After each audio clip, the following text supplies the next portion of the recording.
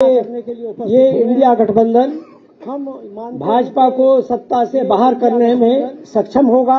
भाजपा और हम जनता को ये विश्वास दिलाते हैं कि इंडिया गठबंधन को ये विश्वास दिलाते हैं उनकी आकांक्षाओं पर खरा उतरेगा।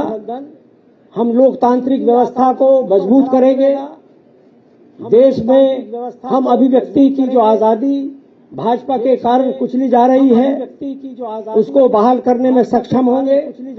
हम ये भी मानते हैं कि भारतीय जनता पार्टी ने जिस तरह से शासन किया है, वो जिस तरह से जनता की अपेक्षाओं पे खरा नहीं उतरा है, वादा खिलाफी है। जिस तरह के उन्होंने वादे किए, वादा खिलाफी है, ठीक उसके विपरीत उन्होंने आचरण किया है। इसलिए हम ये घोषणा करते हैं कि इस 2024 के लोकसभा के चुनाव में समाजवादी पार्टी, कांग्रेस पार्टी और इंडिया गठबंधन मिलकर के कांग्रेस पार्टी और देश को बचाने के लिए आपके सामने उपस्थित है। हम ये फिर दोहराते हैं कि हमें पूरा समर्थन मिलेगा, कि हमें जनता का समर्थन मिलेगा, उन तमाम लोगों का समर्थन मिलेगा जो नौजवान आज सड़कों पर मारे घूम रहे हैं, रोजगार नौकरी के लिए सड़कों पर, किसान अपने अन्याय के खिलाफ आंदोलित है। पूरे देश में जो घोर अंधकार है उसको दूर करने में ये गठबंधन सफल होगा। ये हम आशा करते हैं और ये कामना करते हैं और इसी की घोषणा करते हैं और ये कामना करते हैं और इसी की घोषणा करते हैं। साथियों, मैं इससे पहले कि हमारे आदरणीय समाजवादी पार्टी के सम्मानीय अध्यक्ष नरेश उत्तम पटेल जी कहूं समाजवादी पार्टी के आगे इसे संबोधित करने के, मैं एक चीज का जिक्र जरूर करना चाहूंगा आगे इसे संबोधित और बहुत ही गर्व और विनम्रता के साथ कि इस गठबंधन के पीछे जो आदरणीय चौधरी जी ने जो भावना बतलाई और उन्हीं भावनाओं को लेकर जो इंडिया गठबंधन की स्थापना हुई, आज उन्हीं मुद्दों को लेकर माननीय राहुल गांधी जी ने जो देश में भारत जोड़ो यात्रा का जो अभियान शुरू किया है, जो संकल्प लेकर भारत जोड़ो यात्रा का जो अभियान शुरू, उसका इस गठबंधन पे निश्चित रूप से एक बहुत ही सकारात्मक परिणाम मिला है। इस गठबंधन पे और विशेष रूप से उत्तर प्रदेश में मैं उल्लेख करना चाहूंगा माननीय प्रियंका गांधी जी का, जिन्होंने इस गठबंधन को सकारात्मक रूप से और इसे सही अंजाम तक पहुंचाने में एक बहुत ही अहम भूमिका अदा की। अंजाम तक पहुंचाने में हम सभी बहुत ही अहम भूमिका, हमारे दोनों आदरणीय नेताओं का, आदरणीय राहुल जी का और विशेष रूप से आदरणीय प्रियंका जी का तहे दिल से इस चीज के लिए आभार व्यक्त करते हैं कि जिस लगन के साथ, जिस जिद के साथ ये संकल्प लेके कि इस बार उत्तर प्रदेश में किसी भी प्रकार से भारतीय जनता पार्टी के विरोध में सभी ताकतों को एक साथ लाने में जो भूमिका वो निभा रही हैं, हम सब उसकी सराहना करते हैं। मैं निवेदन करूंगा आदरणीय नरेश उत्तम पटेल जी से कि वे कृपा करके संबोधन। आदरणीय नरेश उत्तम पटेल जी से कि वे कृपा करके संबोधन।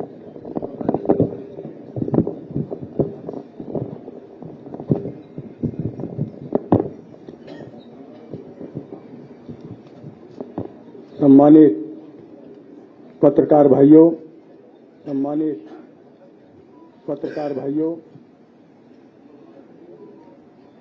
अभी भारतीय राष्ट्रीय कांग्रेस के राष्ट्रीय महासचिव आदरणीय अविनाश पांडे जी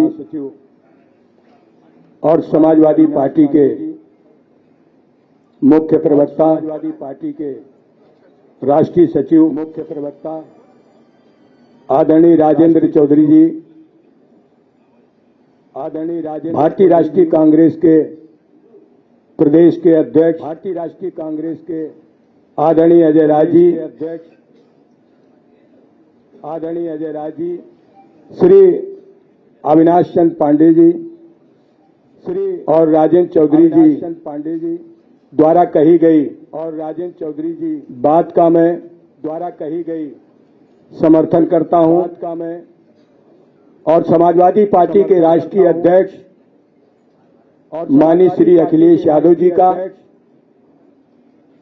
और भारतीय राष्ट्रीय कांग्रेस के राष्ट्रीय अध्यक्ष खड़गे साहब का मैं धन्यवाद करता हूं कि उन्होंने उचित समय पर इस गठबंधन का आप सबके सामने गठबंधन के स्वरूप को रखा है, जिसको पूरा देश बहुत दिनों से आस लगाए बैठे था कि अगर भारत के लोकतंत्र को बचाने में, भारत के संविधान को बचाने में, भारत के धर्म निरपेक्ष स्वरूप को मजबूत करने में, हमारे देश में जो राजनीतिक पार्टियां हैं, हमारे देश में वो किस तरीके का वातावरण तैयार करेंगे। माननीय श्री अखिलेश यादव जी ने माननीय खड़गे जी ने एक अच्छा देश के लिए उदाहरण पेश किया है, जो जनता चाहती है कि हमारे देश में जो जनता लोकतांत्रिक व्यवस्था को, कि हमारे देश में और संविधान के स्वरूप को अगर कोई कमजोर करेगा, संविधान के स्वरूप, तो हम भारत की महान जनता को लेकर उससे डटकर मुकाबला करेंगे। आने वाले 2024 के लोकसभा चुनाव का बहुत समय कम रह गया और ऐसे समय में भारतीय राष्ट्रीय कांग्रेस और समाजवादी पार्टी मिलकर ये गठबंधन तय किया है। ये गठबंधन और इस गठबंधन के माध्यम से देश में बढ़ती हुई महंगाई, देश में बढ़ती हुई महंगाई, भ्रष्टाचार, और देश में बढ़ती हुई बेरोजगारी, किसानों की अर्थव्यवस्था की कमजोरी, गरीब लोगों को अर्थव्यवस्था की कमजोरी, लगातार परेशान करना, लगातार जो ताकतें कर रही हैं परेशान करना, उनसे हम सब मिलकर 2024 के चुनाव में भारतीय राष्ट्रीय कांग्रेस और समाजवादी पार्टी मिलकर उसका डटकर मुकाबला करेगी। अभी आदरणीय पांडे जी ने, आदरणीय चौधरी साहब ने ये बात रखी है कि आने वाले समय में ये बात रखी है, जिस गठबंधन के स्वरूप को, इस गठबंधन के प्रोग्राम को हमारे शीर्षस्थ नेता दोनों दलों के आगे के कार्यक्रम देंगे।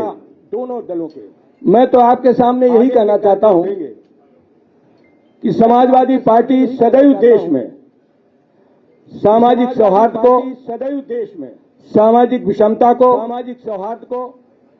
सामाजिक सौहार्द को मजबूत करने के लिए, सामाजिक विषमता को खत्म करने के लिए, आर्थिक विषमता को खत्म करने के लिए सतत प्रयत्नशील रही है।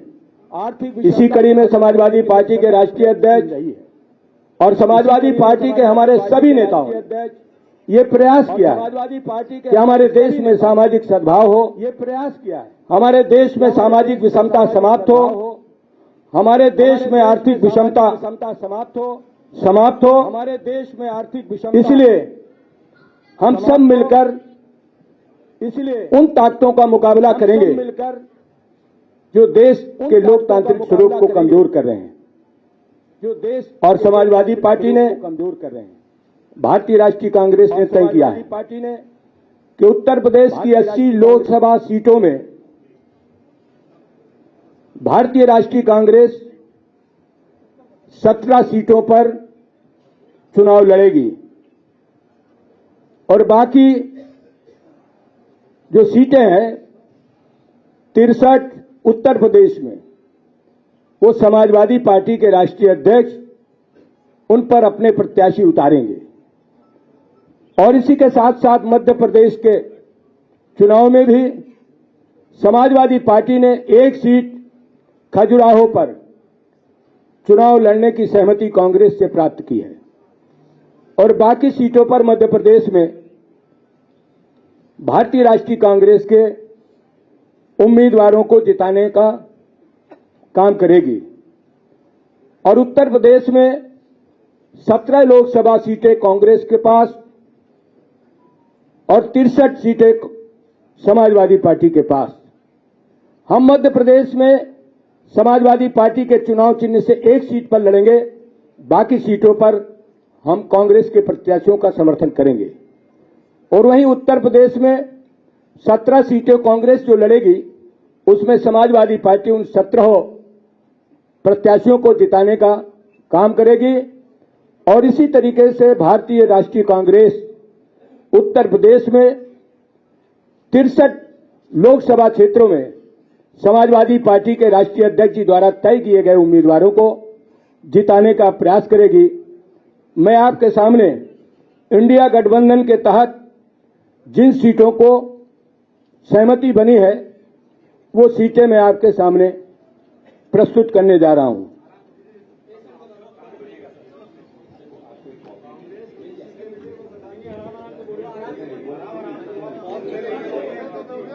उत्तर प्रदेश में जो भारतीय राष्ट्रीय कांग्रेस अपने उम्मीदवार उतारेगी उन सीटों के नाम मैं आपके सामने प्रस्तुत कर रहा हूं। Lok Sabha seat Raebareli, Lok Sabha seat Amethi, Lok Sabha seat Kanpur Nagar, Lok Sabha seat Fatehpur Sikri, Lok Sabha क्षेत्र बांसगांव, लोकसभा क्षेत्र सहारनपुर, लोकसभा क्षेत्र प्रयागराज, लोकसभा क्षेत्र महाराजगंज, लोकसभा क्षेत्र वाराणसी, लोकसभा क्षेत्र अमरोहा, लोकसभा क्षेत्र झांसी, लोकसभा क्षेत्र बुलंदशहर, लोकसभा क्षेत्र गाजियाबाद, लोकसभा क्षेत्र मथुरा, लोकसभा क्षेत्र सीतापुर, लोकसभा क्षेत्र बाराबंकी, लोकसभा क्षेत्र देवरिया। इन 17 सीटों पर भारतीय राष्ट्रीय कांग्रेस के उम्मीदवार चुनाव लड़ेंगे और बाकी उत्तर प्रदेश की 63 सीटों पर समाजवादी पार्टी के उम्मीदवार होंगे और मध्य प्रदेश में एक सीट खजुराहो पर समाजवादी पार्टी के उम्मीदवार होंगे। बाकी सभी सीटों पर जो भारतीय राष्ट्रीय कांग्रेस उम्मीदवार तय करेगी उनको समाजवादी पार्टी के हम सब लोग जिताकर भारत की लोकसभा में भेजेंगे और उत्तर प्रदेश की जो 63 लोकसभा क्षेत्र हैं उसमें भारतीय राष्ट्रीय कांग्रेस के सभी सम्मानित नेता, कार्यकर्तागण, समर्थकगण समाजवादी पार्टी को उम्मीदवारों को जिताने का काम करेंगे। सर, आजाद समाज पार्टी को क्या आप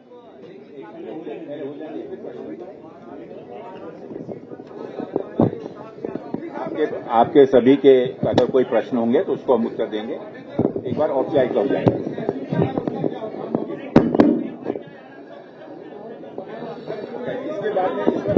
अब इसके बाद ले लीजिए। आपके सभी प्रश्नों का समाधान किया जाएगा। कृपा करके पहले एक औपचारिकता पूरी हो जाने दीजिए। मंच पर हमारे यहाँ उपस्थित आदरणीय हमारे प्रभारी महासचिव अविनाश पांडे जी, हमारे यहाँ प्रदेश के अध्यक्ष समाजवादी पार्टी के नरेशोत्तम पटेल जी, राष्ट्रीय सचिव एवं प्रवक्ता मुख्य प्रवक्ता राजेंद्र चौधरी जी, यहाँ उपस्थित सभी पत्रकार साथी भाइयों बहनों, पत्रकार छायाकार साथी और सभी कार्यकर्ता साथी, पूर्व के हमारे जितने भी वरिष्ठ लोगों ने अपनी बात रखी है मैं उससे अपने आप को संबद्ध करता हूं और आपसे इतना ही कहना चाहूंगा कि जो ये गठबंधन बड़ा है इंडिया गठबंधन, ये मजबूती से 2024 में अपनी जीत दर्ज कराएगा और एनडीए गठबंधन को हराएगा। निश्चित तौर से हम लोग हराएंगे और हमारी जो स्ट्रेटजी है, रणनीति है कि हम सब लोग एक दूसरे की ताकत बनेंगे, एक दूसरे के साथ कंधे से कंधा मिलाकर खड़े रहेंगे। समाजवादी पार्टी 63 सीट पर लड़ेगी।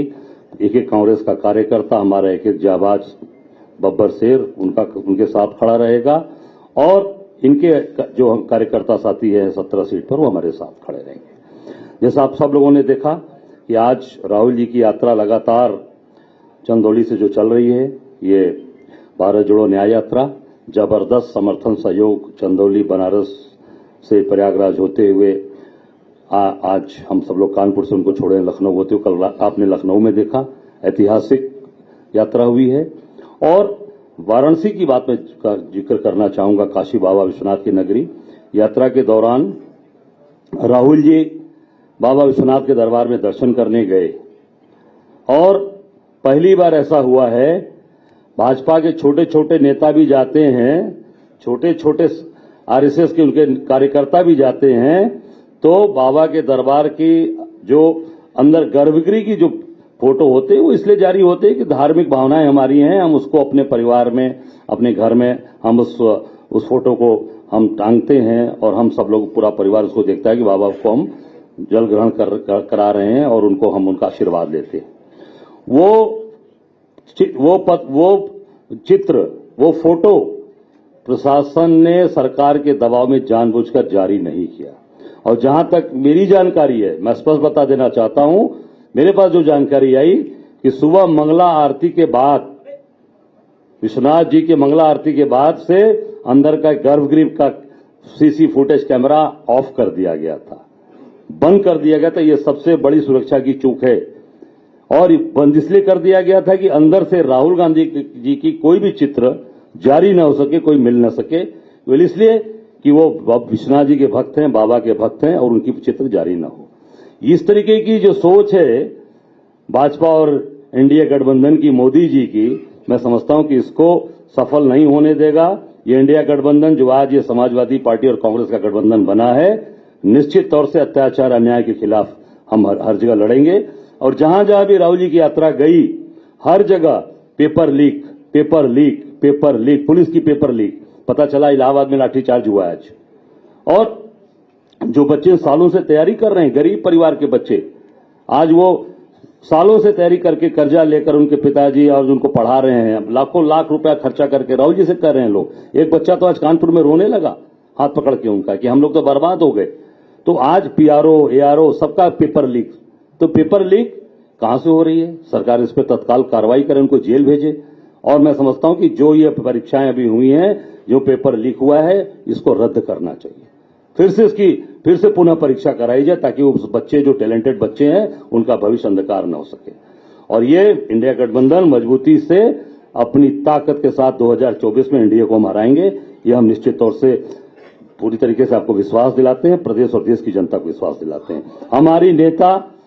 हमारी नेता प्रियंका जी जिस तरीके से मेहनत कर रही हैं, लगी हैं, हम सबको उनकी ताकत, उनका बल मिला है और निश्चित तौर से हम उस ताकत और बल से आगे मजबूती के साथ प्रदेश की जनता और देश की जनता की सेवा कर पाएंगे। और जैसा हमारे अभी पूर्व के वक्ताओं ने, अभी समाजवादी पार्टी के प्रदेश अध्यक्ष ने कहा कि 17 सीट हमारी है, 17 सीट पे हम ताकत के साथ लड़ेंगे और निश्चित तौर से अपनी जीत कराएंगे। धन्यवाद।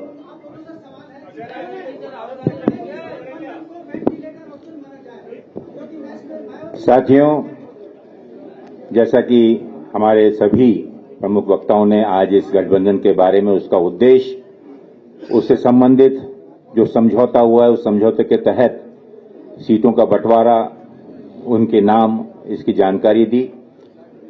अब आप अगर इसमें कोई अगर प्रश्न पूछना चाहें तो पूछ सकते हैं। जी बोलिए, एक एक करके बोलिए, एक एक करके बोलिए। माइक दीजिए। आज तक से आशीष। एक minute, one by one sir, one by one इधर से आ रहे हैं। एक मिनट, कुछ समझ में नहीं आ सर रहा। आशीष हूँ आज तक से। ये वाराणसी की सीट पे जो कैंडिडेट उतारा गया है, क्या उसको वापस करेगी या जिन सीटों पर, एक मिनट, थोड़ा सुनने दीजिए भैया। जो भी सीटें ऐसी थी जहां पर समाजवादी पार्टी ने कैंडिडेट उतारा था, वहां पर वापस किया जाएगा? किस तरीके से आप लोगों का कोऑर्डिनेशन बना है? वो दीजिए, एक यहाँ रख लीजिए, उसको जानकारी। हाँ, जो सहमति हो गई है उस पर पूरी ईमानदारी से अमल होगा। तो हो गया, अंडरस्टूड है। हाँ बिल्कुल बिल्कुल। जब चंद्रभान यादव, अमर उजाला से। महासचिव जी, कांग्रेस अपने कैंडिडेटों की सूची कब तक डिक्लेयर कर देगी? बहुत जल्दी ही, क्योंकि जैसा कि आप जानते हैं कि इसकी एक प्रक्रिया होती है। उस प्रक्रिया की शुरुआत अब जब कॉन्स्टिट्यूंसीज सुनिश्चित हुई हैं तो स्वाभाविक है कि उसके आगे की प्रक्रिया भी जल्दी शुरू होगी। प्रदेश कांग्रेस कमेटी द्वारा प्रदेश इलेक्शन कमेटी और उसके बाद में सीईसी इस पर फाइनली मोहर लगाएगी। सीमा ब्रिजवी, भारत समाचार। सर, अखिलेश यादव जी कब न्याय यात्रा में शामिल होंगे? अब गठबंधन हो गया है, क्योंकि लखनऊ से तो यात्रा निकल गई, अब आगे कहां पकड़ेंगे राहुल गांधी को? मैं इस पर एक बहुत स्पष्ट रूप से कहना चाहूंगा कि हम सभी लोग माननीय अखिलेश जी का धन्यवाद करते हैं कि उन्होंने जो निमंत्रण माननीय कांग्रेस अध्यक्ष द्वारा उन्हें दिया गया था उसकी स्वीकृति प्रदान की और उन्होंने स्वयं इस चीज के लिए जाहिर रूप से कहा था कि वो इस यात्रा में जहां भी पहले उनका यह था कि अमेठी रायबरेली में इसमें शामिल होंगे, लेकिन मुझे पूरा विश्वास है कि 24 और 25 को भी यात्रा चल रही है उत्तर प्रदेश में, तो अपने सुविधा अनुसार कांग्रेस अध्यक्ष का पुनः उनके पास में स्मरण कराया गया है और बहुत जल्द ही वो अपने प्रोग्राम की स्वीकृति देंगे। कब? सर, प्रशांत श्रीवास्तव, इंडिया टुडे से। अजय राय जी, एक सवाल है आपसे। वैसे तो सीटों की घोषणा हो गई है, 17 नाम सीटों के बता दिए हैं, लेकिन ये क्या सच्चाई इस बात में है कि श्रावस्ती और खीरी को लेकर अभी भी पेच फंसा हुआ है? देखिए, पेच तो कहीं पर भी नहीं फंसा हुआ है। ये निरंतर चलने वाली प्रक्रिया थी जो पिछले 1.5 महीनों से, ये इतना आसान। एक मिनट भाई, आप लोग अगर शांत हो जाएंगे तो मैं बोल पाऊंगा, प्लीज। ये प्रक्रिया, मैं एक चीज बता दूं कि ये निर्णय कोई बैठकर टेबल पे बैठकर और बंटवारे के तौर पर नहीं हुआ है। ये जैसे मैंने कहा कि एक दूरगामी लक्ष्य को साथ में रखते हुए, जिसमें लोकसभा चुनाव सर्वप्रथम चुनौती हमारे सामने है, इसके चलते हुए अनेक विषयों पर चर्चा होकर यह निर्णय लिया गया और स्वाभाविक है कि इसमें आने वाले समय में अगर ऐसा कोई लगता है तो दोनों दल मिलकर चर्चा करेंगे और इसमें कोई, जैसे पहले चर्चा करते हैं, अगर ऐसी कोई चीज होगी तो वो चीज आप लोगों को सूचित कर दी जाएगी, लेकिन वो चुनाव के हित में होनी चाहिए, चुनाव को मद्देनजर रखते हुए इसके बेहतर नतीजे के लिए होना चाहिए। सर, विवेक त्रिपाठी, INS न्यूज एजेंसी से, उसके बाद उधर अविनाश जी, एक सवाल मेरा है, आपके साथ ये आजाद समाज पार्टी क्या चुनाव नगीना से लड़ने की बात चल रही है, क्या वो रहेंगे गठबंधन में या नहीं? कौन भैया? चंद्रशेखर। देखिए, अभी जैसा मैंने कहा कि एक ब्रॉडर तरीके से इन 80 लोकसभा क्षेत्रों का विभाजन, दोनों जिम्मेदारियां दोनों दलों ने, राष्ट्रीय दल और हमारी समाजवादी पार्टी ने लिया है और इसके बारे में आने वाले दिनों में जब अन्य कई छोटे दल हैं, कई ऐसे दल हैं जो कि विशेष जाति विशेष को का प्रतिनिधित्व करते हैं, कोई विशेष क्षेत्र का प्रतिनिधित्व करता है, ऐसे कई दल भी इसमें शामिल हैं। तो जब प्रक्रिया वो शुरू होगी, अगली प्रक्रिया, तो निश्चित रूप से अगर वहां पर गठबंधन में उचित समझा गया तो निश्चित रूप से उनको भी समावेश किया जाएगा। जी सर, आदित्य तिवारी, दैनिक भास्कर से। पहले इनको दीजिए, ये इनका बड़ा पहला प्रश्न। दिनेश जी, और उनका बहुत ही, मेरा सवाल ये है कि इस गठबंधन का क्या वजूद है? न इसमें जयंत चौधरी और न मायावती, क्या आप वेंटिलेटर पर हैं? मुझे आपके इस दुख से मैं वाकई में बहुत भावुक हो गया कि आपने इंडिया गठबंधन के प्रति जो जब से चीख कर जो आपने भावना व्यक्त की, मैं बहुत बहुत आभारी हूं आपका। आदित्य तिवारी, दैनिक भास्कर से। जी, आपका गठबंधन जो हुआ है, तो जो सीटों का समीकरण हो गया है, इसमें जो राहुल और प्रियंका गांधी के लड़ने को लेकर कुछ बातचीत हो गई है? कहां से लड़ेंगे लोग? रायबरेली, अमेठी? साथियों, देखिए, रायबरेली और अमेठी ये निश्चित रूप से उत्तर प्रदेश